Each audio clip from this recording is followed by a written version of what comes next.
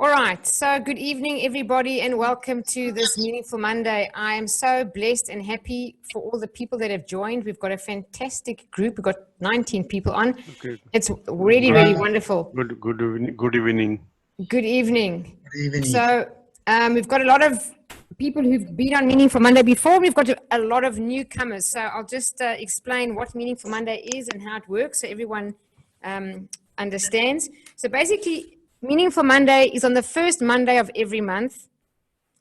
It's a lesson. So I'll be doing a teaching lesson on a particular topic.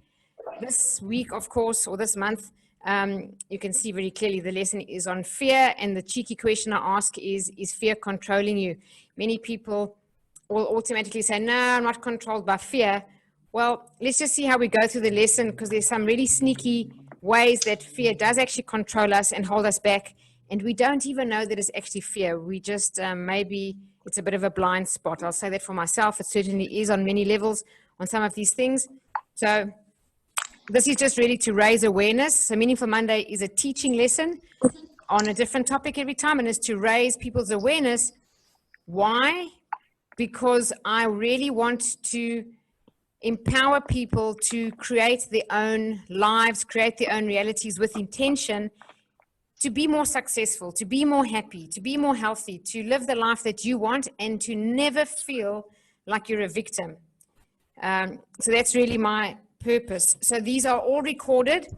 So if anyone is not wanting to be recorded, you can just put your cameras off. There's no problem with that. None of the names appear on the recording anyway. And the reason they're recorded is I do upload these onto YouTube, and I have a following there, and many people watch some lessons many times over.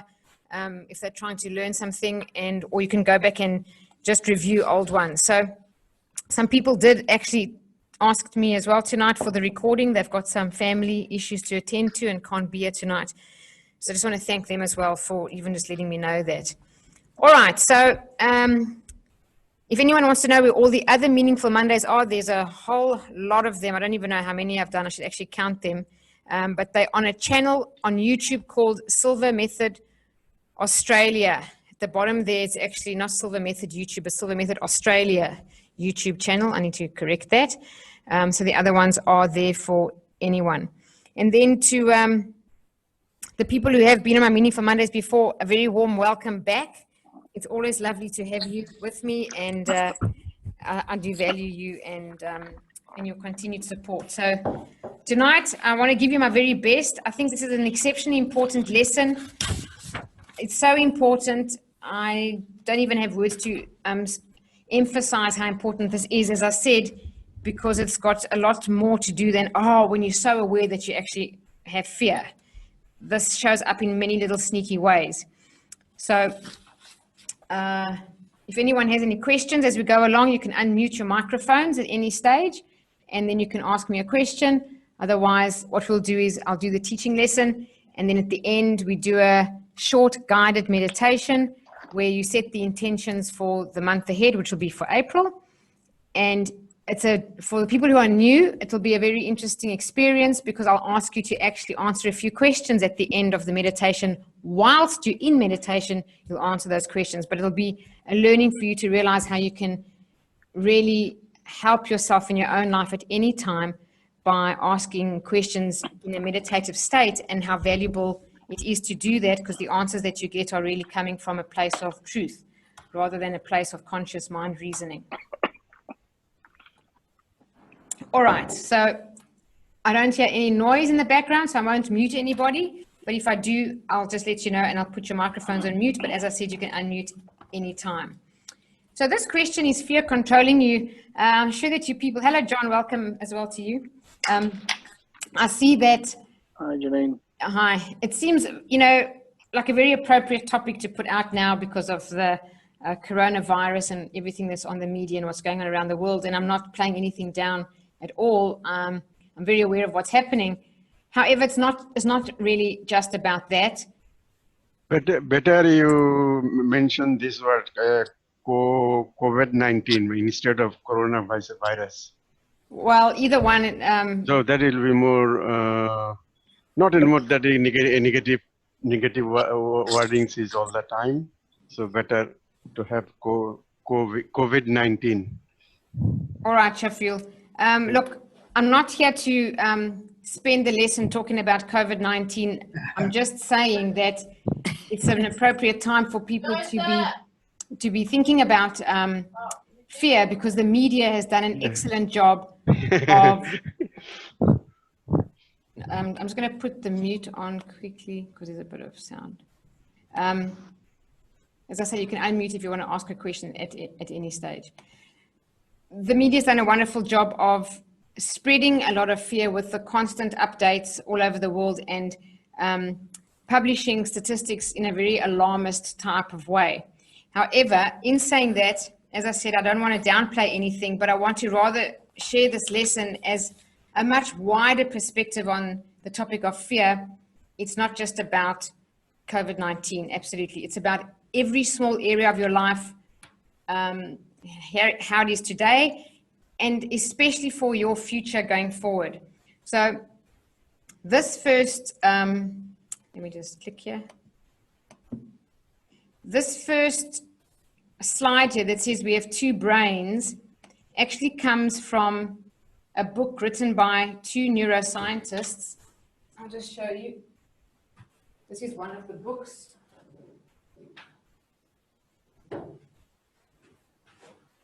So this is the one book called How God Changes Your Brain, and it's written another book called How Words Change Your Brain. Both these books are written by these two neuroscientists, Andrew Newberg and Mark Waldman. And what they say is we have two brains in the sense that one part of our brain is selfish and very suspicious. And another part of our brain has the ability to be very compassionate and open-minded. So since we live in a world with a lot of uncertainties, especially at a time like now, we're all really in a place that we've never been before. It is very uncertain. A lot of people are very confused. Some people are very frustrated. What happens now is both brains are constantly on alert. So I just want to help tonight to understand one thing, which is how the brain responds to fear and what happens over the long term. It can have very damaging effects. And the other thing is about how we know that we are controlled by fear, and then more importantly, what can we do to overcome it? So let's have a look. When we talk about these two brains, one being selfish and one being very compassionate and kind, this is just a lovely story, and many of you may have heard this before, I'm not sure. It's a tale of two wolves. It says an old Cherokee told his grandson, "My son, there is a battle between two wolves inside us all. One is evil. It is anger, jealousy, greed, resentment, inferiority, lies, and ego. The other is good. It's joy, peace, love, hope, humility, kindness, empathy, and truth." So the little boy thought about it, and then he asked his grandfather, he said, "Grandfather, well, then which wolf wins?" And the old man replied, "The one you feed." This is something you may have read before. Just think about it at a little bit of a deeper level. The one you feed. So we really do have two ways that our brain can operate and function at the forefront of our consciousness.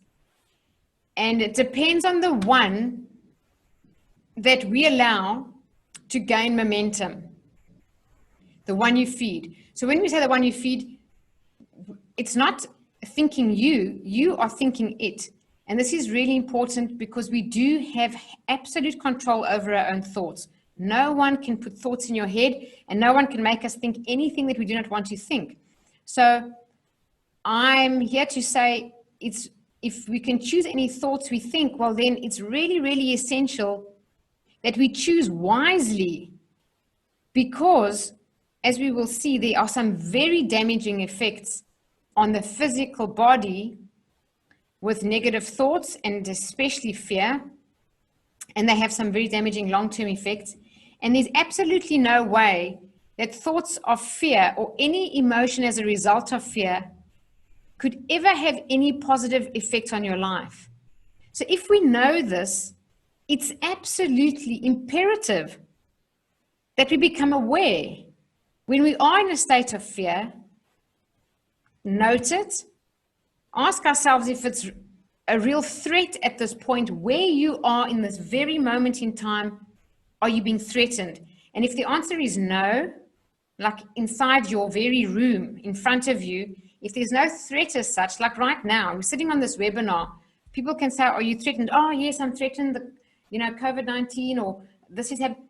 But let's be honest, right now, as we sit right in the very present moment now, we are not threatened. We are okay. We're sitting in our homes and we're actually okay. If we think about what can we be grateful for, well, we can go on and on and on about everything that we do have. We warm, we are indoors, we have each other, we have the ability to join a webinar like this to educate ourselves or inspire ourselves or motivate ourselves, whatever word you wish to choose. We have food to eat, we have our health, we have people who love us. Hopefully most of you have a faith or spirituality. So we are really blessed. However, what are we doing every day, spending our mental time on? Are we on the news, on the media, on the TV, or are we on other things which are more on joy or kindness or love or peace, emotions like that? So it really is important for us just to become more and more and more self-aware of what we are allowing to continue to run through our mind. So this is really interesting. According to these neuroscientists, they say if you allow anger and fear to dominate, it says that you'll actually lose the neurological ability to think logically and act compassionately towards others. Now, we know that you can't think logically when we have fear. This is not new to anyone. We restrict the blood circulation to the frontal lobes of the brain, so the reptilian brain or the fight or flight response is activated in fear. And we know that. That's why when you're very angry or when you're afraid, especially if you're in a discussion or an argument, when you leave there, you go, oh, I should have said that. Oh, I should have said that. Oh, why wasn't I talking about that? It's because you can't think properly when you're in a state of fear or in a state of anger. And anger, by the way, is just another version of fear. And the other thing is, it is nearly impossible to find peace and serenity if your mind is preoccupied with negative and anxious thoughts. That is so true. We cannot be anxious and peaceful at the same time. That's just impossible. Same as you can't feel love and fear at the same time. You can either one or the other. So this is a great quote by Napoleon Hill. Fears are nothing more than a state of mind. Now, why is this important to know? Well, it's important to know because you can induce a state of mind. You can choose your own state of mind. You can create any state of mind that you want. If you were really intentional and wanted to induce calm in a chaotic environment, you absolutely could. Because in any chaotic environment, if you look around, there will be some people who are calm and some people who are not. And how is it that they are like that? They have induced that state of mind. Some have done it so frequently or so repeatedly, it's become a habit pattern. That's why meditation is such a healthy thing, because the more you meditate, the more you are training your body and your mind to relax and be calm, to relax and be calm, to relax. Every day that you practice, eventually over time, you become a calm person who's able to relax easily. And these are states of mind. So we can create any state of mind we want: calm, peace, happy. Some people say, oh, you can't choose to be. Absolutely. Happy is a choice.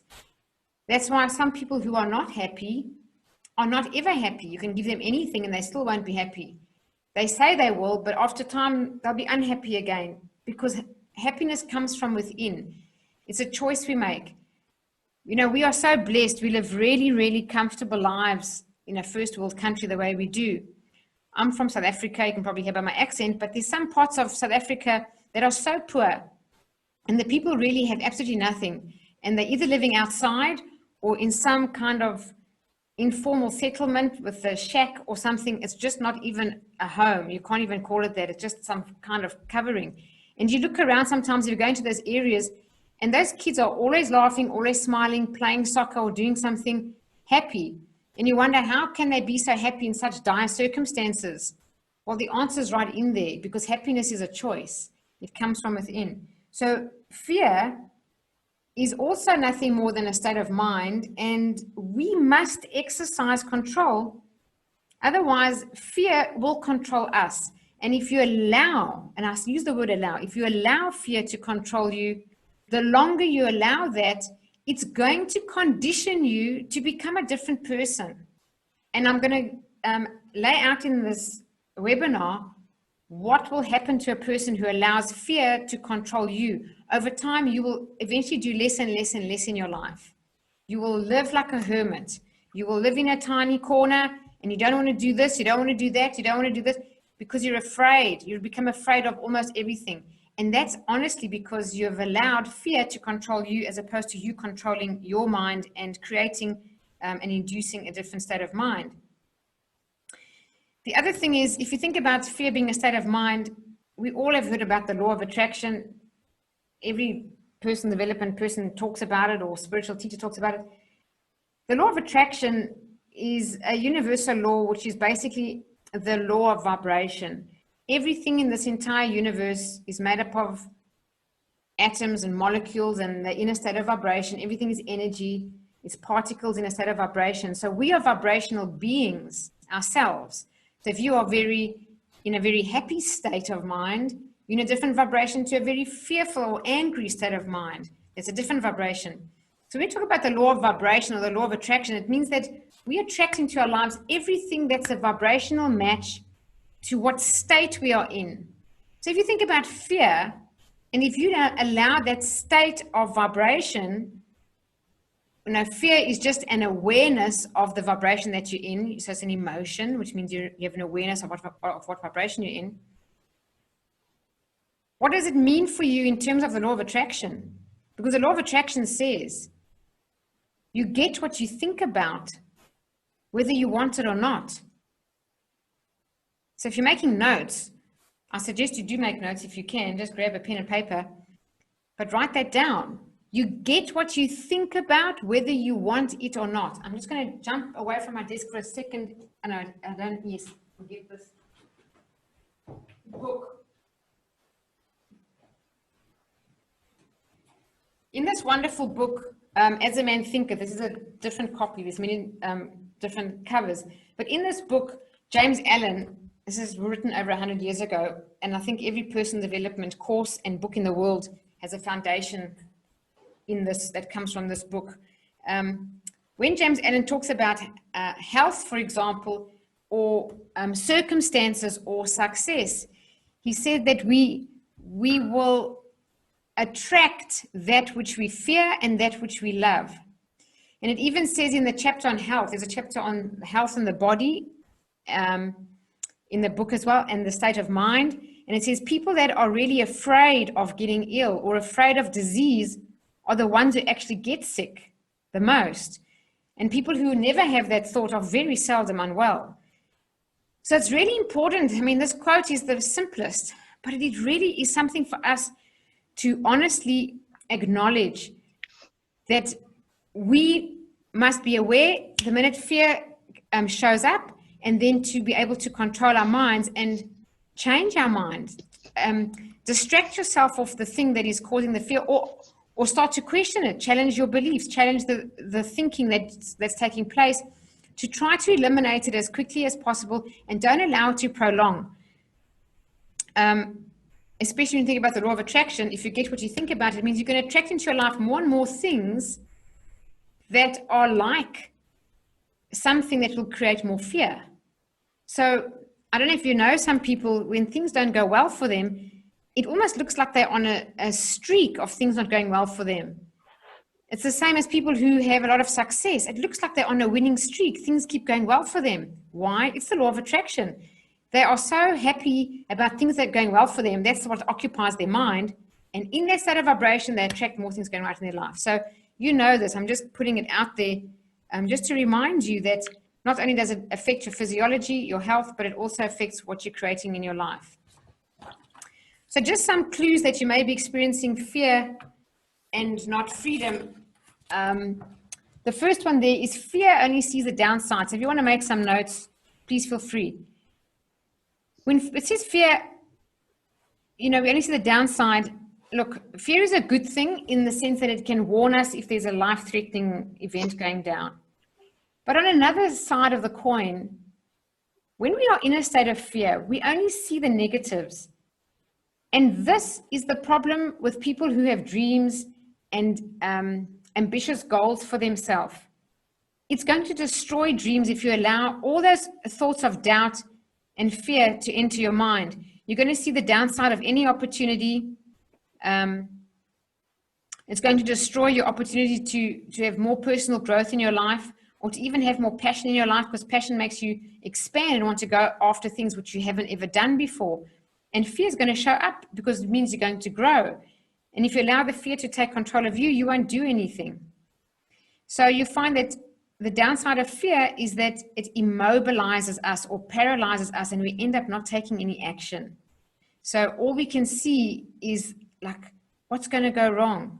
And then we just start going through all the reasons why it won't work out. So for those of you who may or may not know, I also sell investment property. Some people on this webinar tonight, you know who you are, you're also property investors. Some of you have done business with me as well.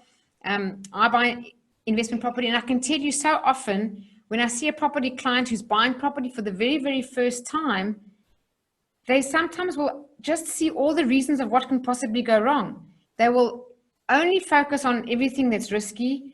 They're afraid of losing their money, not having a tenant who will break their house, having a bad managing agent, the insurance not paying up. They'll just go through a whole lot of things. And you think, how can they think of all those things when someone like myself, I don't really ever think of those kind of things. I think about, it's a good investment right now. In so many years' time, there'll be an upside, and it's cash flow positive after tax while I'm holding it. So it's a good thing to hold the property, and maybe after 4 or 5 years, it would have made, increase in value, 50,000, 100,000, whatever the amount may be. So it just goes to show whatever is dominating your mind is going to stop you or allow you to take action. And every single decision that you make in your life has a consequence as you go 1, 2, 3, 4, 5 years down the line. So people who've achieved great things, when they're looking back, it's because of decisions they've made way back behind them usually. Now, if we're afraid to make these decisions, what does it mean? It means we're going to just stay the same. We're going to stagnate and not go after things that we want in our life. Another one here is fear doesn't let you stop to think it through. As I said, your brain doesn't function properly, so you can't rationalize. And I have to say that every time fear overcomes you, it's purely self-induced.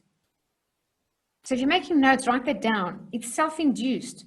And you need to ask yourself sometimes when fear goes through your head, who is talking? What voice is talking? Are these really true, real, and possible threats? Because they say that 90% of the things we worry about actually never happen. So what is this voice? Because the voice is very often not like coming from your higher self. It's generally coming from your ego. And the ego mind just wants to protect you. So if anything's different to your current situation, the ego mind is going to say, this is a threat, don't do it, I'm not going to act, this thing's potentially dangerous. So when that shows up, you have a choice. You can calm that voice down, or you can let it run riot. You could say, I choose to feel inner peace at this moment. I have full confidence that everything will work out. I have faith in my own abilities, or I have faith in whatever it is, God, whatever it is for you. But you can choose how you're going to respond. And confidence in taking decisions in your life also has a strong foundation in faith. You'll find that people who are more confident have faith. They have faith in something which allows them to have that sense of self-confidence. And often it's in themselves. And it could also be in a faith that everything around you happens exactly as it should be, always for your higher good. So I actually adopted at a very young age that philosophy, for lack of a better word. I think it was a philosophy. It was my own. I don't know where I came about it, but I just decided to create a belief for myself that says everything always happens for a good reason. Everything always works out. Today I'll say, maybe because it's years later and I've maybe changed my language, but I'll say everything happens for my higher good. So I have faith that no matter what happens, it's always going to have a good consequence anyway. Even bad things have a good reason. And some people say, that's, that doesn't make sense. Many of you know that I lost my younger brother in 2012. We were very close. And he passed on suddenly at 21. It was a tragic, tragic event. It was the saddest event of my life. However, when I look back in hindsight, it was also, in a way, a blessing in disguise. It changed my life. It made me wake up and find my life purpose and change everything in my life. So in that regard, it was a blessing. So I always, if you have the belief that everything works out for your higher good, then it can also alleviate fear. So take the step out of your comfort zone and take action towards things that you want, knowing no matter how they work out, they're really always going to work out for the better in some way. Either they're going to teach you something which you may need for another level of success, or they're going to just work out successfully, and then you will be better off than where you are right now. Fear tells us to avoid anything new or unknown. This is so true. We just naturally, as human beings, fear anything that we don't understand.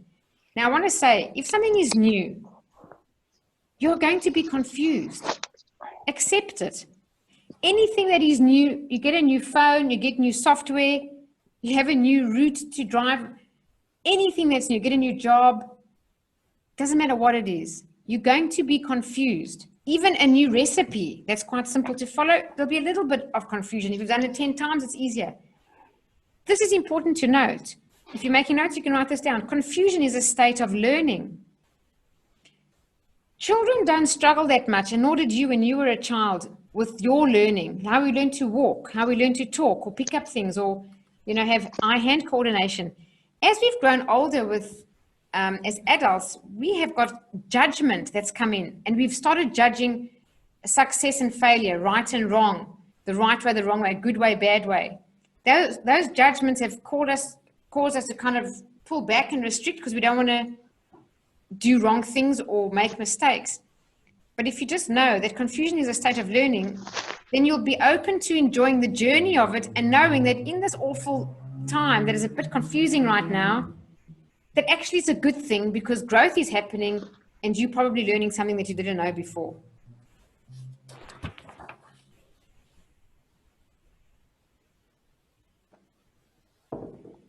Also, just to know the basic fact that the unknown is much, much, much more vast than the known. There is way more in our life that we don't know than that what we do know. So when you realize that, it's wonderful to not know everything and to be open to learning. And at the same time, everything that's unknown and unpredictable is going to provoke a lot of fear. So what I'm saying is, it's normal. Don't let it stop you just because you feel that feeling. And, we have the thoughts and we don't know what's around the corner. Will it be okay? What's going to happen? Will it be successful?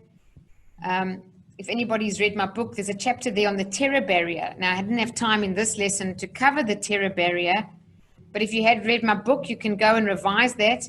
I should maybe do a Meaningful Monday and include it somewhere. But basically, it's normal when you're learning something new, or you have to take a step and act with something that you've never done before, whether that's buying a new property, saying a speech for the first time, writing a blog, putting up your website, starting a business, start to trade on the internet, whatever, on Forex trading, whatever it may be. The first time you do anything, it's normal. Doubt will become a thought. Fear will be the emotion. You'll feel it through your body as anxiety. It's called the terror barrier. And what we do is that we're about to act, we hit that barrier, we bounce back into our comfort zone and sigh of relief. We never took the action. Even if you're not happy with not taking the action, but at least you're comfortable. That's what's called the comfort zone. So just wanted to share that quickly. The other one here, that fear constricts us. It absolutely does. Fear is powerful enough to keep us from achieving our goals. It feeds stagnation. It feeds stagnation and keeps us from taking advantage of opportunities. It's because people, when they have fear, it's going to encourage them to avoid any potential failure. So we want to just avoid stuff. We will reject failing. We will avoid it as much as we possibly can. So then what happens? We do nothing and we stagnate. I have to say, the comfort zone is the most dangerous place to be, is to remain in your comfort zone. You need to be uncomfortable, I would say, the majority of your life, and not comfortable, because if you're comfortable, you're not growing. And if you're not growing, my friends, I have to say you are probably going backwards because the world is changing so fast. Okay, fear obscures your intuition. I've got this really interesting piece of research I want to share with you about intuition. So I just can say straight up, fear blocks your intuition. You can't access your intuition instead of fear. That's why it's so important to meditate every day. It trains you to stay calm, and it helps you to access more and more of your intuition. So this research study, they had 100 volunteers to participate in a certain test of what they call subconscious thinking. So they wanted people to quickly judge whether 3 words were somehow related. So they would say something like foam, deep, salt. The people would say, yes, it's related, because it's all like the sea, foam in the sea, deep sea, salt. So then what they did was they took the groups, divided into 3, and to know how this test would work, if a person said the 3 are related, but they couldn't quickly explain how, they knew it was just intuition. They wanted to test that. They took the one group and before the test, they gave them some emotional prompts. The one group, they made them feel really happy and very secure. They told them stories about loving and supportive relationships, and the people felt better and better, and then they gave them the test. The next group, they did the opposite. They made them feel anxious. They told them very scary stories and about a very dangerous world and all the bad things in the world that's happening and the worst stories out the news kind of thing. Then the third group, they told them nothing. So it was like the control group. So how did the emotions affect the intuition? Well, the performance of those who were anxious, their performance plummeted. They had the worst results. And that's interesting. So they've proven it. Although we know this, it's good to know that when your head is filled with worries, you actually can't access your gut or your intuition. And you do need to access it in your life because it guides you. And you need to have it guide you, especially when things are uncertain or there's potential danger around. So if you have the ability to manage your mind, manage your thoughts, and remain as calm as possible, you'll be able to make very good gut feeling decisions or intuitive decisions which can help protect you. Then fear often keeps us from taking any decision at all. That is very true. We're afraid of what will happen if we do make a choice. So sometimes we think about it so much, time goes on and time goes on and time goes on, and then we end up not making a decision at all. Now, you may think this isn't such a big deal, but I'll tell you this. In the famous book of Napoleon Hill, one of the best personal development books of all time, and many of you on this webinar time have done Think and Grow Rich as a mastermind with me, so you'll know. One of the chapters in Think and Grow Rich is decision. There's an entire chapter dedicated to decision. Why would it be one of the 13 principles of success? Because decision making is a key ingredient for success. And in the book it says, people who can make decisions quickly and hardly ever change them are renowned for being highly successful. And people who are very slow and they procrastinate and they're indecisive and they make it and they go back and forth, or they make the decision and they change it quickly, over time they've shown to be renowned to be unsuccessful. So that thing, fear often keeps us from making any decision at all, is going to affect a person's success or failure. It's that important. So because of fear, it's much easier for you to choose not to make a decision, and that's where the danger lies for you. So fear can spread from a person to person, I promise you, faster than any virus. It doesn't have to be coronavirus, it can be any virus. Fear spreads. When one person is scared, they induce fear in another. So it's really important to know and to be aware that if you are going to expose yourself and allow yourself to watch the news, repeated stories that are fearful, bad news in the media, reading newspapers, watching the TV of things that are wrong, is very, very unhealthy. And I know a lot of you don't do it at all. I'm not sure about the rest of you. But if you are a person who watches the news every day, you've got to ask yourself, if you actually cannot physically change that thing that's happening, then what good is it to fill your mind with all that negativity, because it has very serious health consequences and it's not doing any good for you, your body, your mind, your peace, your harmony, your physiology. Everything is being affected negatively with bad news. So unless it's something that you personally can act on and control, I would say just shut it out and do things that make you feel good, make you feel happy. Listen to great music, even if it's quiet, slow, and relaxing music, or it's very happy pop music that you love to dance to, makes you feel good. Read positive books. Don't watch scary movies. Don't watch things that make you very unhappy or upset. So when it comes to fear, these health consequences, I just want to run through a couple of things and how seriously bad they are for you. So just, we all know right now, our planet is really in a state of fear.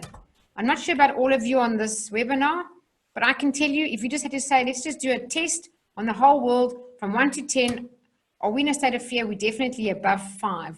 We are high up there. People are really afraid. They don't know how long this is going to last. They don't know how much it's going to grow and get worse. Even though the death percentage is not that high, people are terrified because the media has really done that for us. So in terms of our health, I'm not at all minimizing the seriousness of the COVID-19 pandemic, so please understand that. But the panic itself, not so much the virus, the panic is what is really very dangerous for us. So when we're stressed or worried or have overwhelm, it can lead to depression, all these situations that are new to us, like being in isolation or social distancing. Some people in other countries like South Africa right now, they're in total lockdown. They can't even walk their dogs. It really does absolutely hammer the immune system. So everything is affected negatively. It's almost like it's suppressed. And when your immune system is compromised, you're more likely to get sick from anything. It doesn't have to be the virus, but you're more likely to get sick. Now, we even know that this COVID-19 is a virus and it's like a flu, and some people are really ill and some people aren't. If you just said it's like a flu, which it is, think of just the general flu. It can be all around. Somebody can be sick in a room of 20 and maybe someone else gets sick, but not all 20. So what is the difference? The difference is a compromised immune system.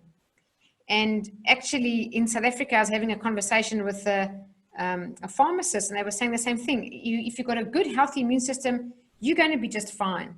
So just remember that fear is going to compromise your immune system. Also, it affects the heart.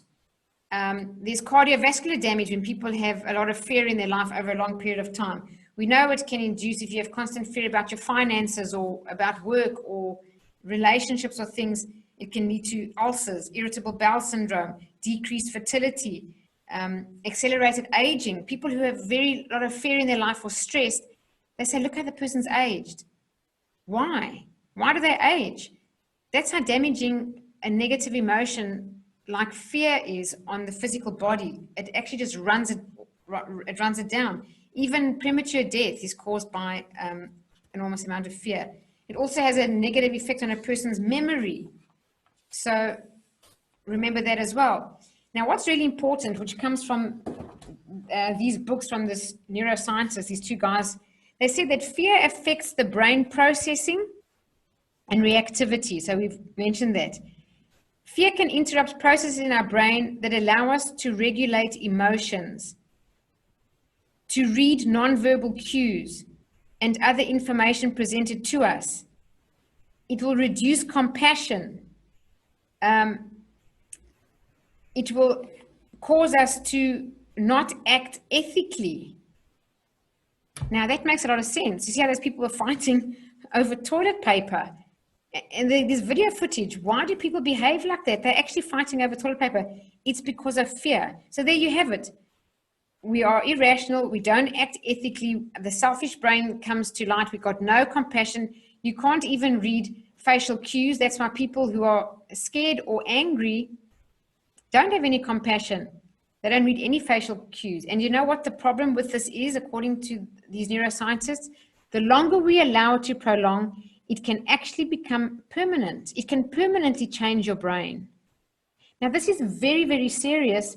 And please don't underestimate what I'm saying and say, oh, no, that's not me. Let's just be really aware. How often do we have fear show up in our life? And do we allow it to continue? Is it something that you feel even once on a daily basis or most of the time?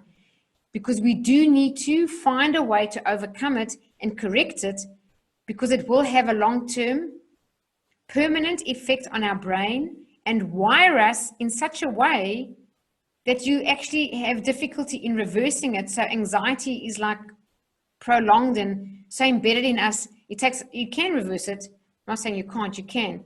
It just takes a lot of work. And daily meditation, I must just say, is one of probably the best things that you could possibly do.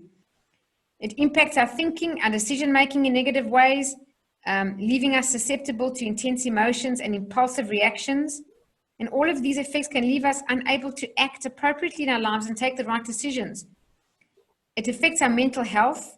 Other consequences of long-term fear are fatigue, chronic fatigue, clinical depression, and also post-traumatic stress disorder. So we know this. So really important for us to be aware and also to do our best to help others that we know in our lives or in our families who are more fearful than what we are. What can we do to help them? I love this quote here by Nelson Mandela.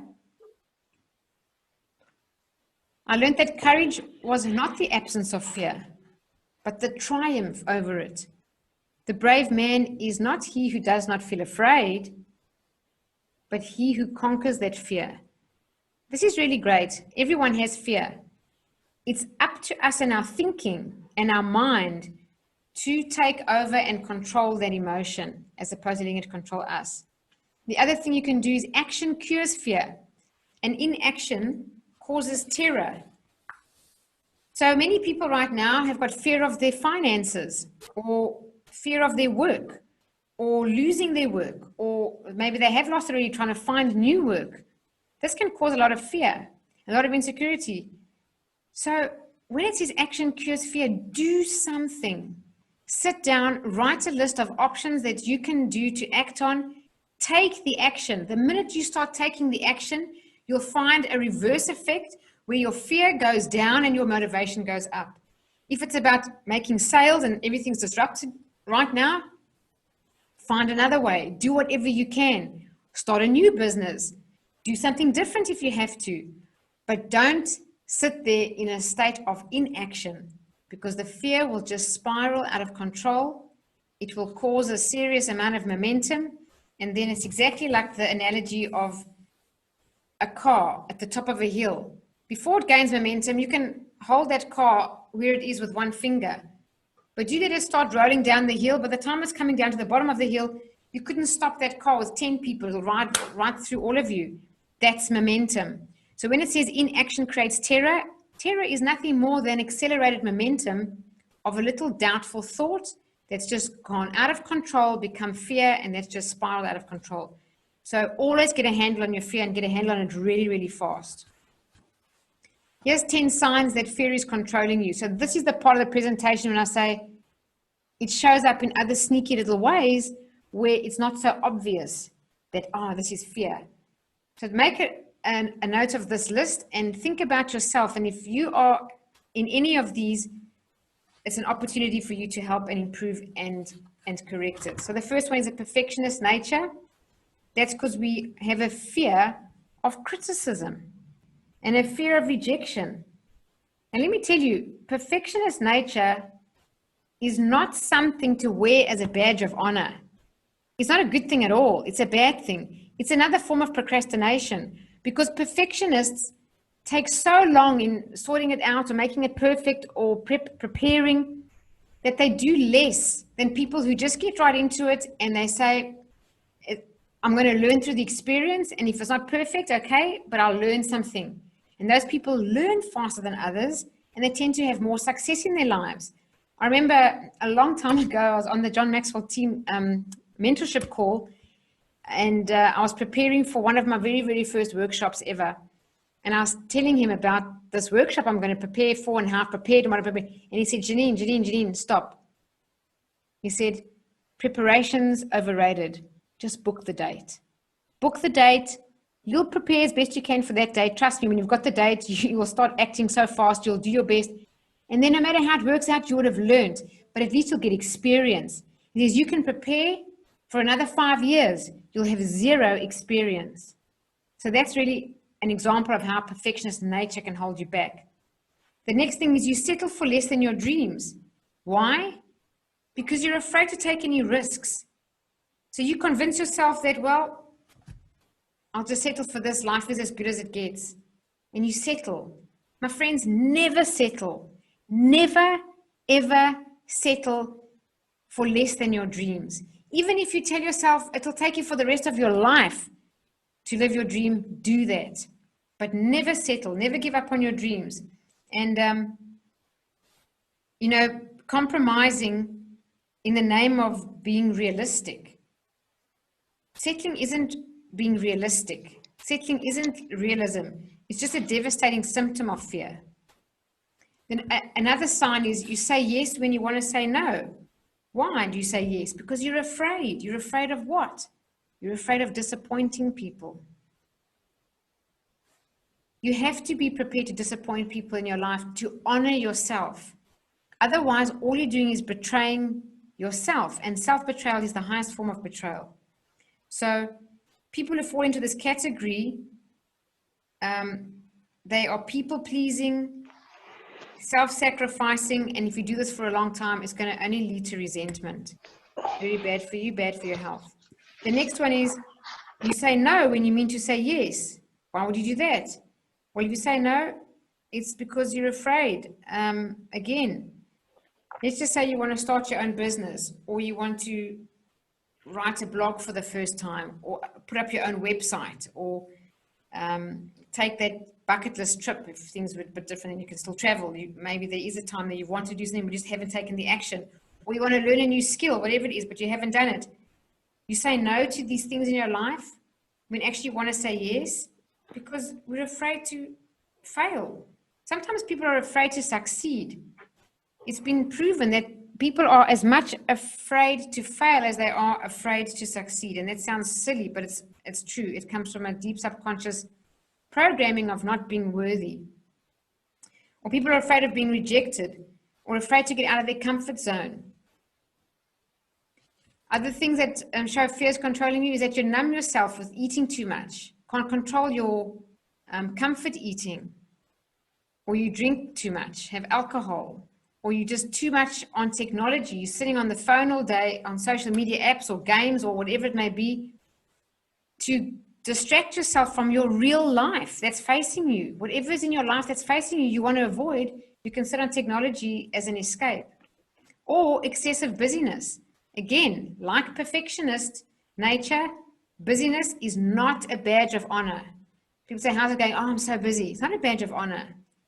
It's a lack of control of your life to be able to balance things and work equally and relax and have fun and recreation as well. The other thing I want to say is that any of those things, the eating too much food, alcohol, technology, whatever it is, it gives temporary relief, but it absolutely has a damaging effect on your self-esteem.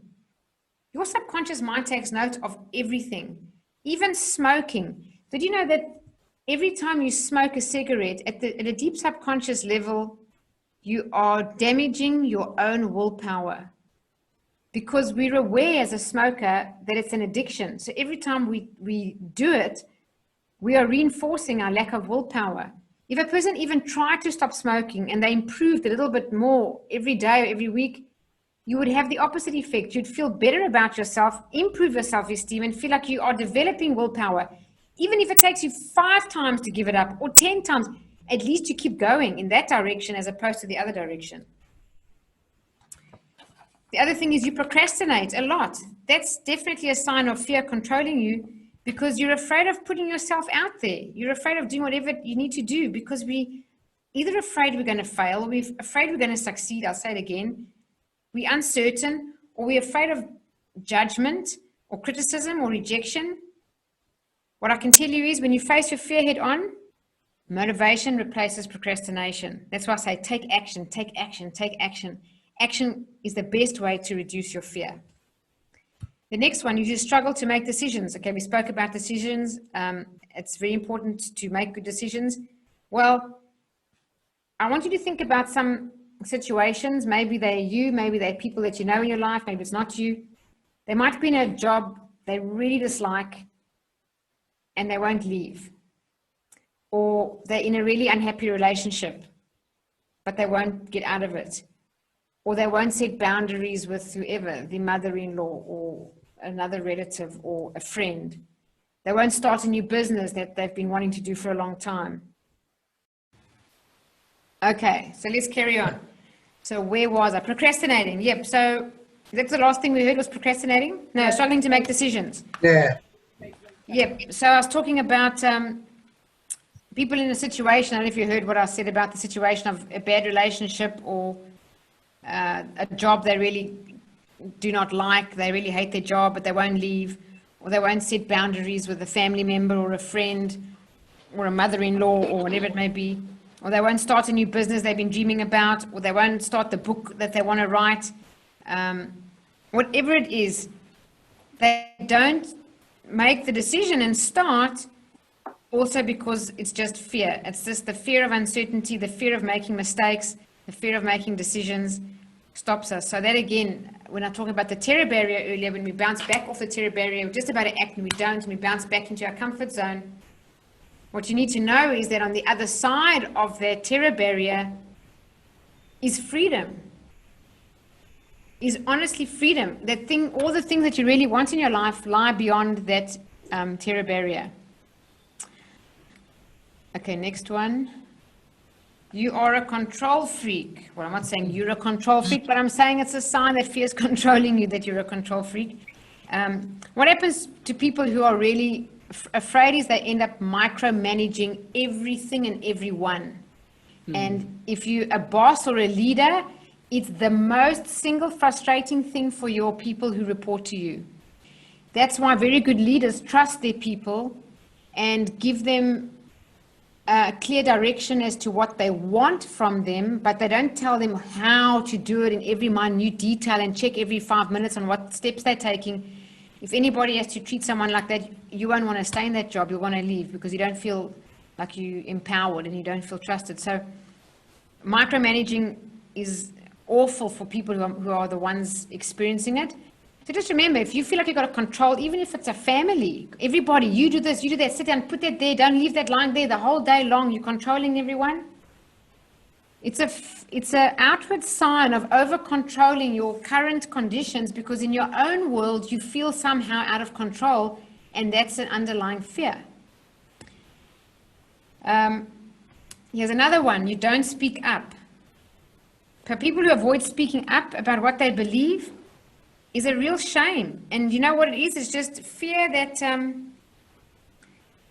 it's fear that people won't like what they're saying or they'll reject their opinion. And when you don't speak up, what really happens to you is you don't talk about what it is that you really believe. You won't tell people when they've really hurt your feelings.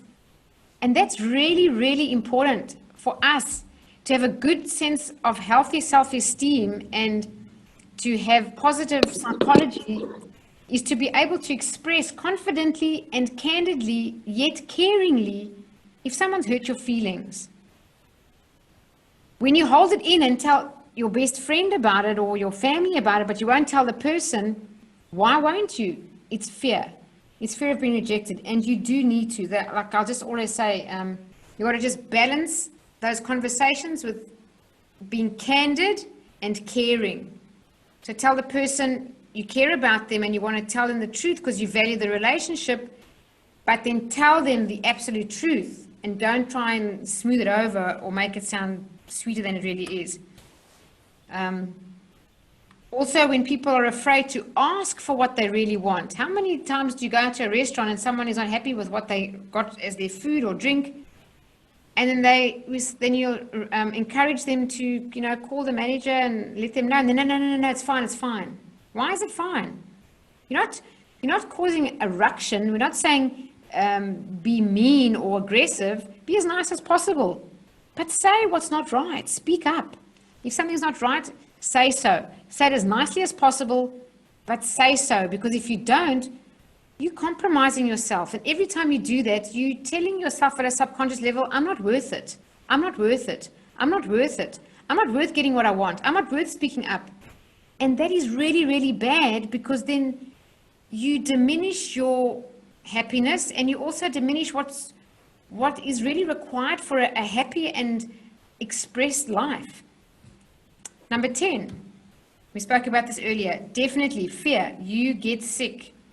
It holds you back, not just from following your dreams, it also damages your immune system, your whole body's response, and how to protect you from disease, even to heal. If you are sick and you need to heal, fear makes it so difficult for the body to heal. The whole mechanism is kind of shut down. Just want to also mention something. It may be that when you get sick sometimes, just an awareness, no matter what sick you get, it could be the smallest thing or the biggest thing.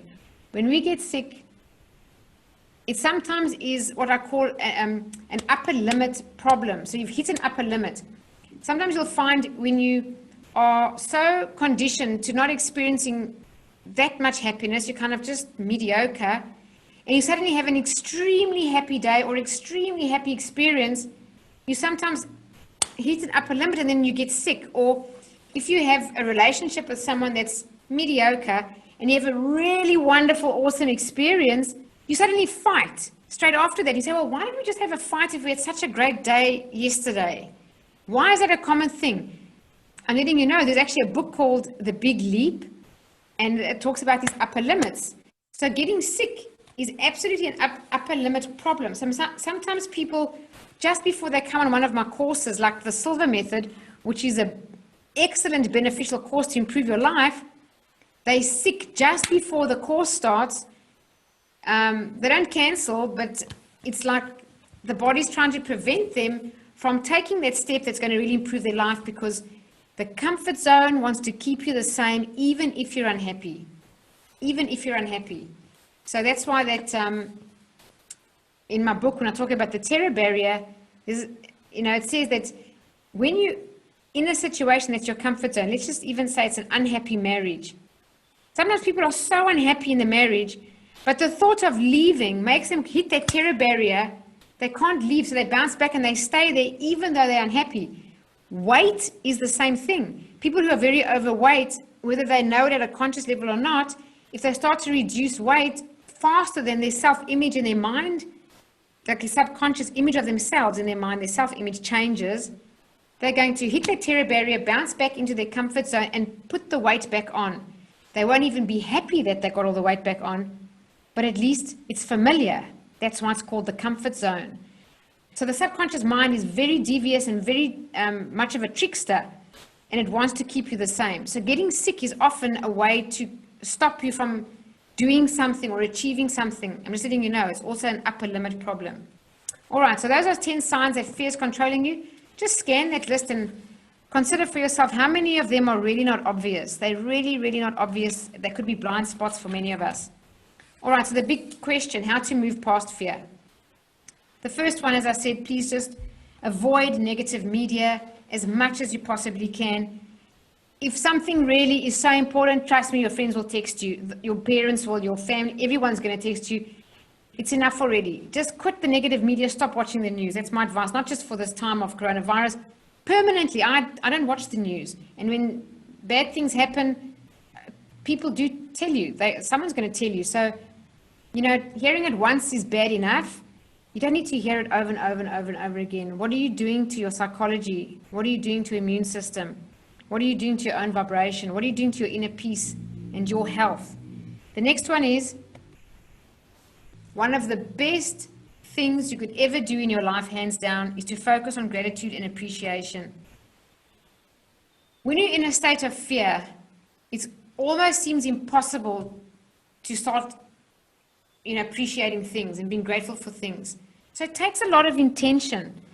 My recommendation is every night, when you get into bed, sit in your bed, it takes 5 minutes before you lie down to go to sleep, and gratitude journal.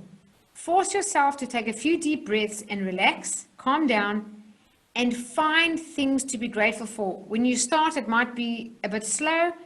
If you do it every single night, you'll eventually develop a fantastic habit, and it just starts to flow. And the more you can appreciate, the better you raise your vibration, improve your immune system, all your healing in your body gets better, your mindset, and you really move out of fear, because you can't be grateful and fearful at the same time. You can only be one or the other. The next one I've spoken about a lot is meditate, meditate, meditate. Meditation is scientifically proven to reduce fear. You can condition yourself from a person who's doubtful and fearful and anxious to a person who's calm.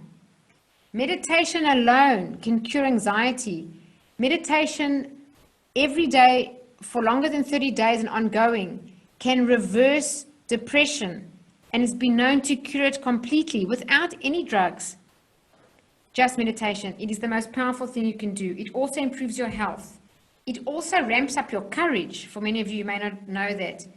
It definitely decreases your stress. So your hormones and your physiology changes when you meditate. That's why you feel more optimistic and you feel stronger than you normally are, and you feel a bit more courageous than you normally are. You can tackle things the more you meditate and get it, and also to get enough rest, I must add. The next thing I'd say is question your beliefs. Every time you have a fearful thought, question it. Ask yourself, what's true about this thought? Does it really apply to me? So a fearful thought, I don't know, major recession, blah, blah, blah, blah, blah. Has it happened yet? They expect it. It doesn't apply to me. Don't watch it. Get off that news. I just want to tell you, the media is so bad. I had a property client who went ahead, signed everything, and then as this isolation period started, wanted to get out of the contract and reverse their way out of it. And when I asked enough questions, it was all about the media and the recession, and they read a headline that said house prices are going to drop 5 to 20%. Whatever it may be. I just want to tell you that in that conversation, I was reminded and shared with them headlines from the media that I'd collected between 2016 and 2019 about the property market. Now, you remember Sydney did have a bit of a cooling, and the property prices, they didn't plummet or crash. They corrected themselves in 2017, 18 from that massive boom that we had. But the media headline said, house price crash of 50%. It never happened. It said a $300 billion bailout from the banks. Bailout from the government for the banks to rescue them. It never happened. It said people are going to be prisoners in their own home with negative equity, and more homeowners than less are going to be stuck and locked in like prisons. It never happened. What I'm saying is, a lot of the media takes one story and makes it the headline. It's not necessarily the reality. That's what they do. The media is there to get attention. It sells. Bad news sells. So just remember that, and question your beliefs. Every time a fearful thing comes up, question it. What's true about it? What's not true about it? Just create some distance between the story and yourself and see, does this really apply to you? The next thing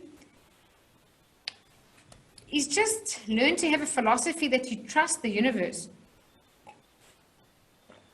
If you're a person of faith, you trust God or whatever it is for you. Infinite intelligence, source energy. But if you do trust the universe and trust that everything that's happening is happening as it's meant to be, always for our highest good, it's a choice. It's a choice what you want to believe, and it's a good thing to choose. Albert Einstein said, the most important decision we make is whether we believe We live in a friendly or hostile universe. So when you believe it's a hostile universe, life is scary. But when you trust that you are loved, you are safe, you are nurtured, you're protected. Is someone asking a question? I have to leave now. Oh, all right. That's okay. Thank you very much for letting us know. And then the last one is find your tribe. What I mean by that is hang around with people who are on your wavelength. Stay connected with like-minded people. Oops. Okay. Reflect upon your present blessings, of which every man has plenty. Not on your past misfortunes, of which all men have some. It's true. So the summary: avoid negative media, focus on gratitude and appreciation, meditate daily, question your beliefs, trust the universe, and develop faith. You know, faith is also a chapter in Think and Grow Rich because it helps explain that faith, just like fear, is a state of mind that can be cultivated. Do you know that for many, many times in my life, I don't know how many, too many to count, when I'm worried and fearful, I just repeat over and over in my head, faith over fear. And I think about what is it about my faith that can put my mind at rest, that can give me peace of mind. Faith over fear. And I just force myself to turn my thinking onto my faith. Everything's going to work out. Everything's going to be okay. I'm safe. I'm loved. I'm well. I'm going to get through this. No matter what happens, I'll learn something from it. Whatever thought can help me. And the more I practice that, the more that's how you actually become. So when I write develop faith, I literally mean you develop it as you cultivate it like a state of mind. All right. So lastly, but not least, it's just to know that all these feelings, happiness, enthusiasm, inspiration, confidence, calmness, harmony, and peace, depend upon the type of thoughts that habitually occupy the mind. And the same goes for negative thoughts of fear or greed or anxiety or anger or unhappiness. It's always what habitually occupies the mind. So just while we're on that and habit thinking and how the mind thinks, this book, As a Man Thinketh, I've got 2 spots left in a mastermind that starts on the 21st of April. Here it is.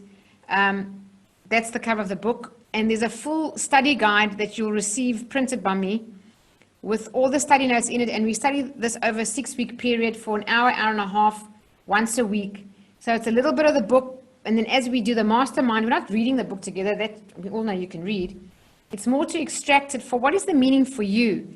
And how does that apply really in your life? And as you share from your own experience into the group, you become a powerful contributor of other people's learning, and their experience becomes a powerful experience for you to learn from them. So there's quite a few people here on this webinar, like Alejandra, who's been in a mastermind of mine before, Anne-Marie, Renata. I'm not sure which Paul that is, but if it's Paul Lenchik, you have been in many of mine as well. If I've missed anyone, I apologize. So if anyone's interested, I do have 2 spots left and 3 people who said yes but haven't confirmed. So first come, first serve, if anybody wants to join. I promise you that this book is one of the greatest books ever when it comes to personal development, and it's for everybody. It doesn't matter if you starting your personal development journey or you're close to being a guru. This book you can study for the rest of your life. It's one of the best pieces of work ever written. The wisdom is phenomenal. Okay, then just what's coming up, just that you all know, next Meaningful Monday is on the first Monday of May. It's the 8 best things for your brain. Such a great lesson. I've taken it from this book of these 2 neuroscientists, just that we know what's a way to keep our brain healthy. Quite interesting stuff. And then the Silva method's on hold because of the isolation and social distancing. So I've moved it to July, hoping it's over then. But if we do get the self-isolation revoked earlier, it will be sooner, and I'll communicate that with all of you. And then I've moved the kids program from April right through to October. That makes the most sense. So just letting parents know that. All right, so let's have a quick meditation. It's just a quick 10-minute to 15-minute meditation. Is to reset the body and mind for the month ahead. What it is that you want to achieve, setting your intention. So what we're going to do is we're going to have a bit of a relaxation. I'm going to give you a guided relaxation. Just listen to my words, and then you'll be guided to relax deeply from head to toe. You'll imagine a scene that's very peaceful with a waterfall. And when you really relax towards the end, I then ask you 3 questions, which is what is it that you want to focus on for the month? What do you need to, what steps must you take to get you closer to what you want, and what must you let go of? And then just if there's anything else. So this is a bit of a different thing at the end of a meditation, to ask questions whilst your eyes are closed and in meditation.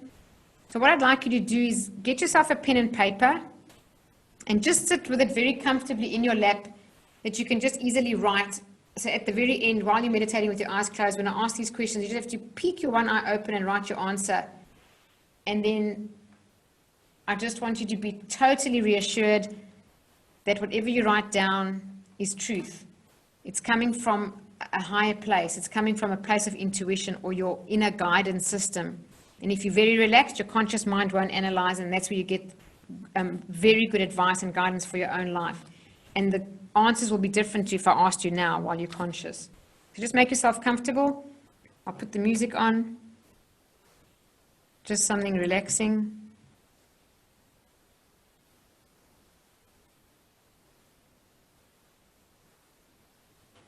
Okay.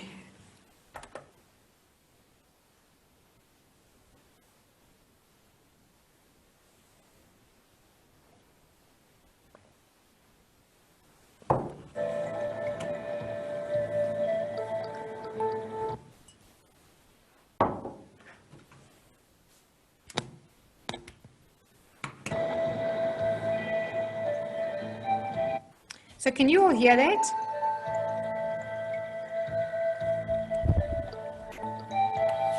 Let me just unmute you all for a second.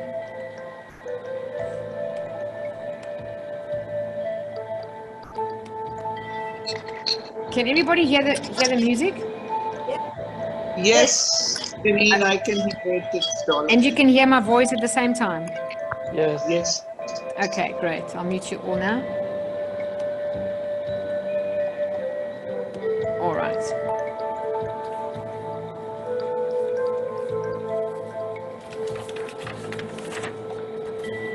So make yourselves comfortable.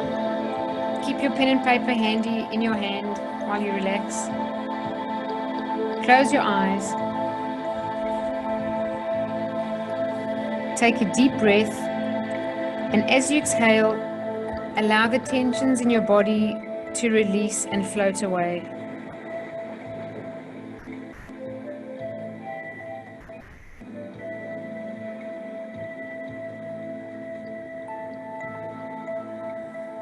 Take another deep breath, and as you exhale, begin to feel your body relaxing. Feel the tension leaving your scalp, the top of your head. Relax your forehead. Relax your eyes.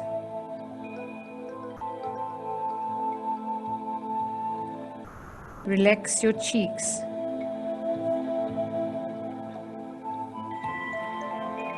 Relax your tongue and jaw.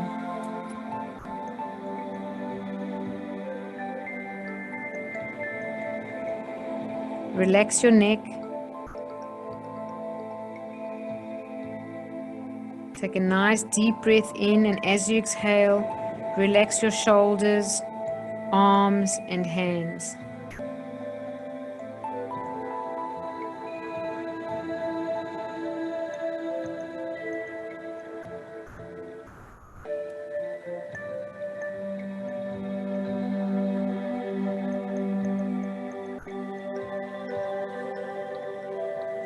Take another deep breath, and as you exhale, feel the tension leaving your back,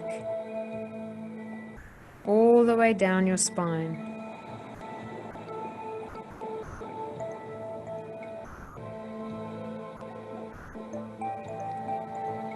Take a deep breath in, and as you exhale, relax your chest.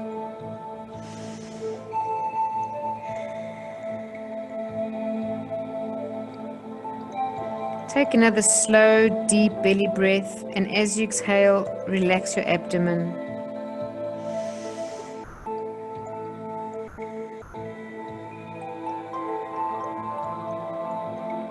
Relax your hips and pelvic area. Relax your thighs. Relax your knees. Relax your calves. Relax your feet.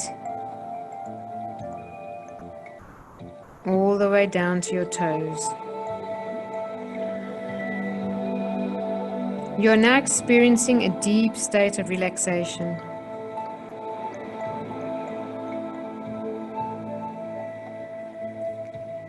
You're now going to create in your mind an ideal place of relaxation. It can be real or imagined. Somewhere you've been before or somewhere you'd like to go. Just allow it to be a place where you feel totally relaxed. Begin to experience this place right now, using all of your mental senses.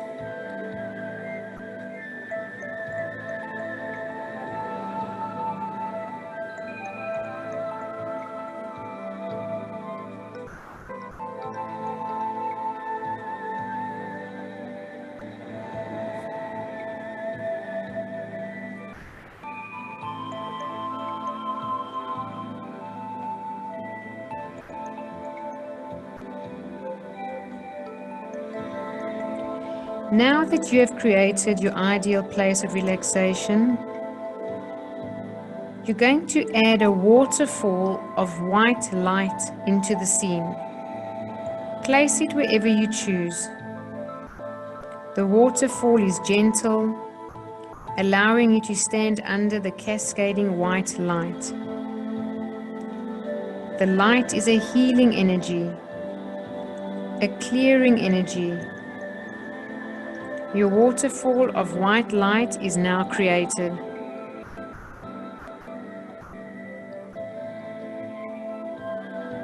Walk over to the waterfall and stand under the white healing light.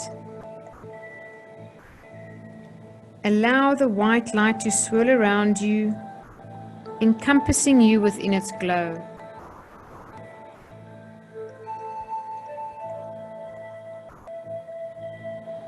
It is clearing all the stress, tension, and clutter of your day, your week, the past month, even the past year. It's even clearing the stress, tension, and clutter of your entire lifetime from your energy field. Feel it clearing your atmosphere, clearing your aura.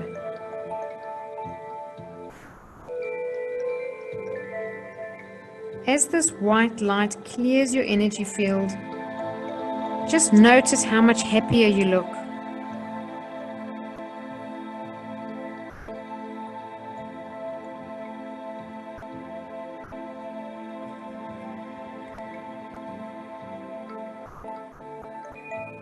Notice the beautiful smile on your face.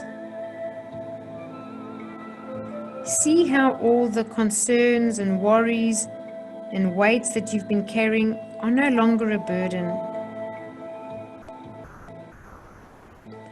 Notice how your energy field is expanding out as you are radiating love.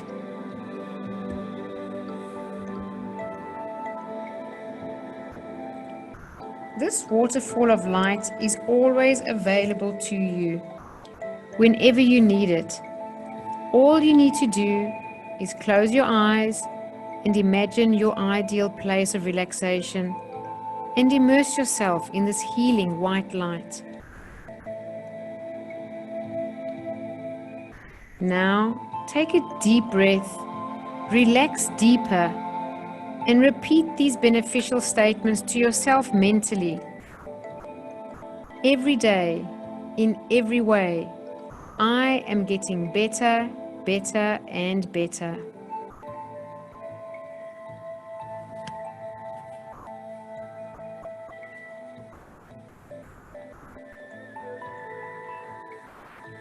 Positive thoughts, suggestions, and images bring me benefits and advantages that I desire.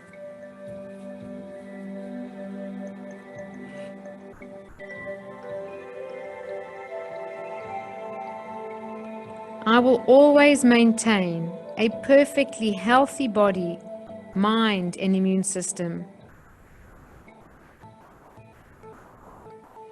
Visualize yourself with a perfectly healthy body, mind, and immune system.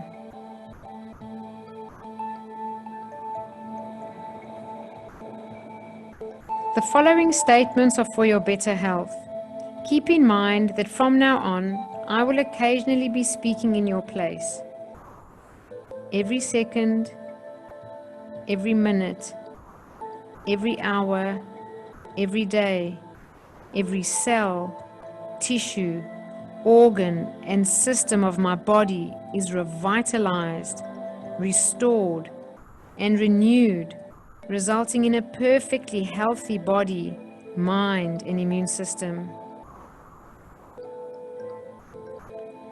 I'm able to function in harmony physically, mentally, emotionally, and spiritually to promote maximum benefits. My awareness in using my mind allows me to do activities that promote increased health physically, mentally, emotionally, and spiritually. Now imagine the white light to turn to green. You are now immersed in a glowing green light.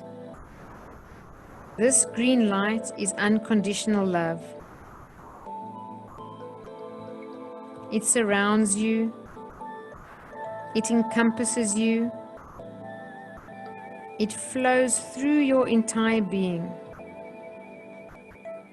It fills you with love. All those hurts you felt, all the pains you felt, or the angry moments, allow this green light, this unconditional love, to heal all those spaces now.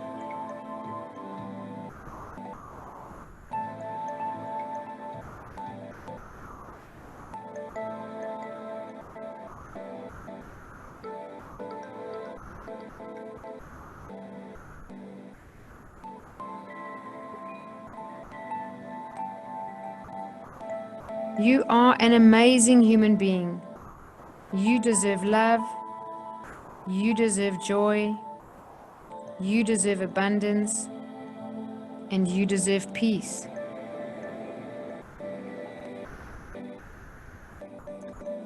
It is now time to step out of the waterfall. Step out of the waterfall of light. Your energy field is now clean and clear. You are centered. You are energized. You're able to think more clearly, focus more easily. You are in the flow of universal love and energy.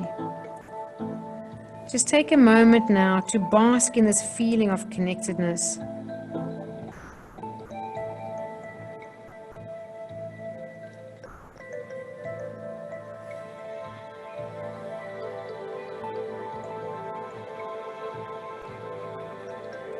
You have now reset your body and mind for the month. It is now time to reset your intention for the month. Tune into your higher wisdom or your higher self. I'm going to count backwards from 10 to 1. When we reach the count of 1, you will have tuned in to your own inner wisdom or your higher self, what we call our intuition. 10, 9, 8, 7, 6, 5, 4, 3, 2, 1. You have now tuned in to your inner wisdom, your intuition, your higher self. That's part of you that, if you tuned in, guides you and intuitively knows what is best for you.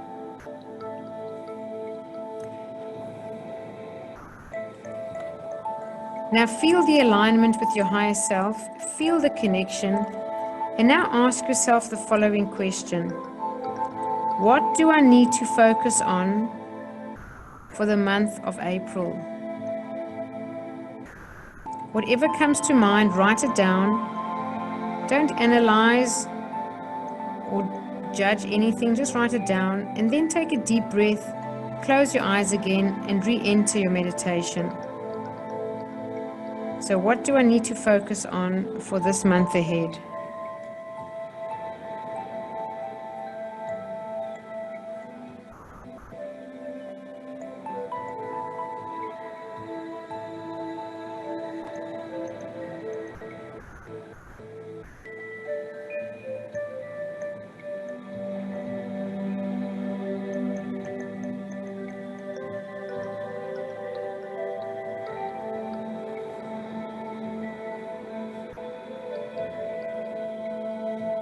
Next question, what steps do I need to take me closer to what I want to be, do, or have?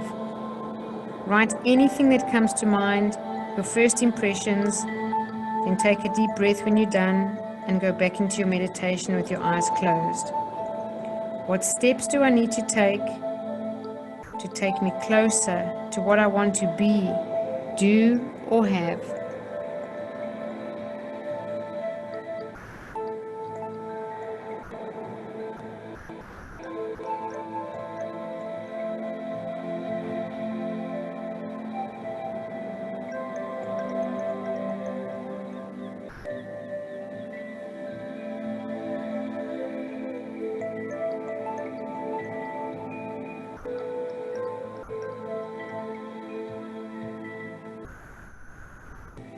And the last question, what do I need to let go of?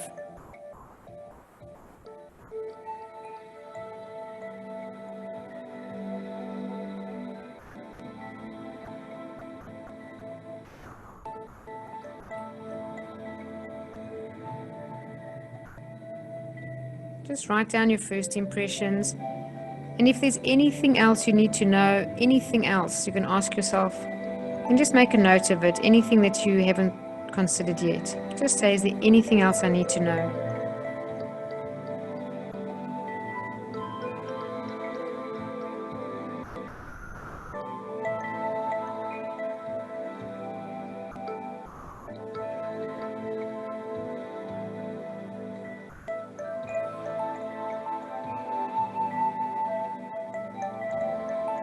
And now allow a deep breath.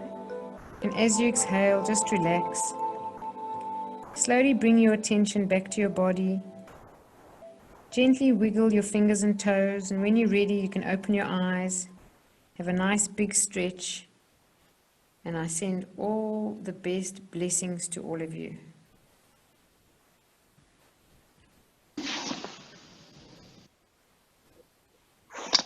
Okay. I'll unmute you all. Welcome back, everyone. Thank you. Did you enjoy your meditation? Yes. Yes. Very much. Wonderful. Anybody want to share anything? Did you get any good advice for yourself? Janine, Yes. there is summary of how to move past fear. So only I managed to write down 3 other. Okay. I Nope. want to complete that one. Okay. I will send you a photograph of the screen, but I'll put it here for the meantime while we're talking. Okay.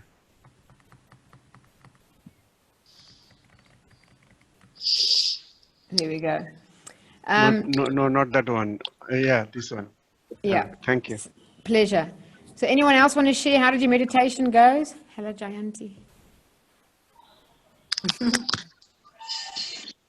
Hey, Janine. So anybody want to share anything?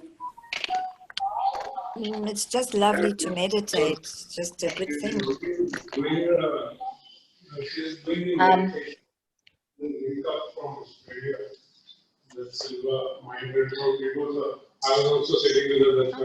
Okay, I'm not sure who's talking, but can you go much closer to your microphone? Because I'm sorry, I can't hear you.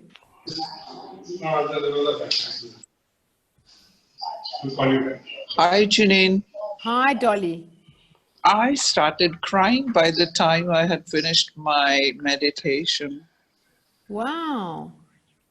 For a good reason or a bad reason? Good reason. Ah, well, now you're talking. That's good. Like feelings of what? Gratitude or what? Feelings of getting rid of my anger and I don't know, all bad feelings gone, and I'm going to be happy. Wonderful. Wonderful. I'm so happy. Thank you for sharing that with us.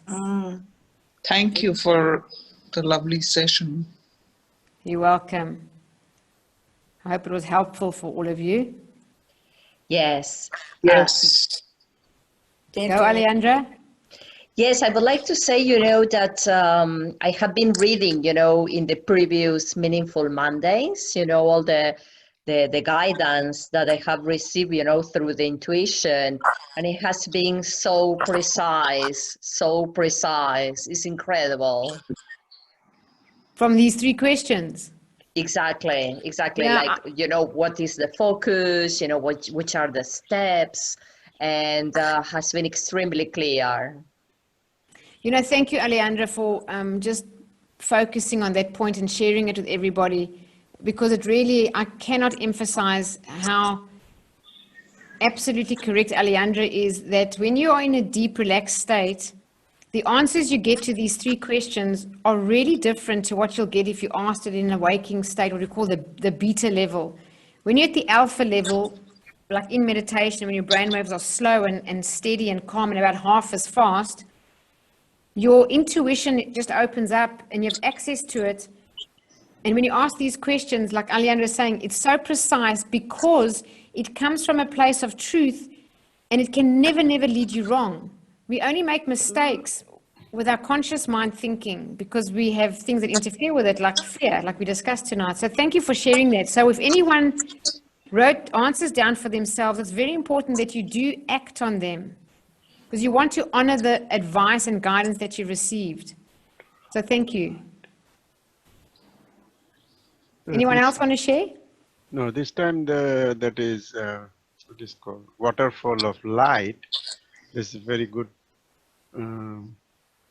Very good idea. Means it works on me very good, and even when you mentioned the unconditional love, so I just even I share with my mother, Wonderful.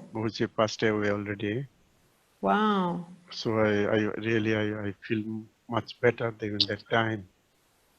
Wonderful. Well, Shafiul, you can this is recorded, and I'll send everybody a link tomorrow of the recording. Okay. You can listen, you can fast forward to the end, and you can do the meditation anytime you want. I mean, if it makes you feel so good, I would recommend repeating it. No, what record you are sending? Just A recording of tonight. Tonight, whatever you talk and whatever. Yes, so even the meditation's recorded. If you want to do it again, if it's so beneficial for you, then I would recommend it. Yeah, it's good. Great. It is very helpful because there's some healing, what is called, some light is coming and putting up at the head. Even then also this seems to me is very helpful. Means it is more how to say, Beneficial, yes, beneficial, and then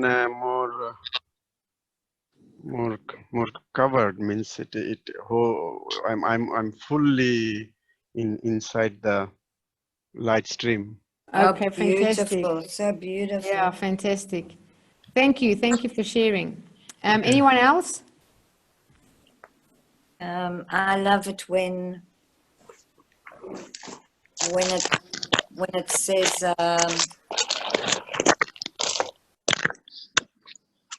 hello. Yes, please continue. Yes, I'm just saying when it says picture yourself with a happy look on your face and see yourself smiling, and the same thing as the other gentleman said, and that lovely encompassing waterfall, because at that moment or even before then you may have been feeling something other than that lovely happiness, and I actually start smiling when I hear that, you know, so I love that. Yes, it changes something. Okay, thank you. All right, anyone else? Yeah, Janine, I wouldn't mind saying something. Sure. I just had a pretty interesting insight during the meditation just recently, which I wanted to share with you. It's funny, for a long time I've been hearing about how people born now are uniquely placed to be part of a group that's going to be, what is it called? The biggest shift of people that are going to be enlightened, you know, Yes. whatever that means, you know, Yes. whatever that means. And now all of a sudden we're living in a situation where, like, all, you know, everybody's externalizing life because it's all outside of us, right? But now we're living in a situation in life where Yes. everything is, we've had to confine ourselves. Like now we're literally confined at home. You know, everything is now, our world's become smaller and smaller to the point now it's almost like life is pushing us to look inside instead of outside, if that makes sense. And I think personally, if there is an enlightenment, it's going to happen from the inside through the meditations or whatever that we're all forced to do. We're no longer, you know, engaged to look outside of our lives at the moment. Do you know what I mean? Yeah. Yes, you, and I'm on your wavelength, and if anyone's really wants to see an excellent documentary of what John's talking about, it's called Time of the Sixth Sun. You have to find it on Facebook, or you just Google it on and get to their website. You can't see it on the main cinema or Netflix. You can only see it from their website. It's they privately made the movie like outside of Hollywood, and it's taken 11 years to make it. That whole movie is about an awakening that's happening on the planet right now, and it's worth seeing. And for anyone, and many of you who I know personally that are listening here tonight are required in a strong way, I would say, to be part of the change. So I encourage you, you know who you are, watch the movie. What's it called again? Or could you send a link? Time of the Sixth Sun. Time of the Sixth Yeah, I've Sun. actually bought the DVD set, and I was going to have a video evening here, a movie night at my premises, but with the current situation, it will have to either be postponed or you can, you know, hire it yourself. If you find it a little bit expensive, maybe just, it's up to you, but I will still have a movie night because I want to discuss it afterwards. For me, it's one of the best pieces of material I think have been produced up to now in the form of a movie for where we are in this place. So thanks for sharing that, John. Anybody else want to share anything? Otherwise, I'm going to stop the recording so people can Yes. get By the on way, with Time of their- the Sixth Sun, I Just- just looked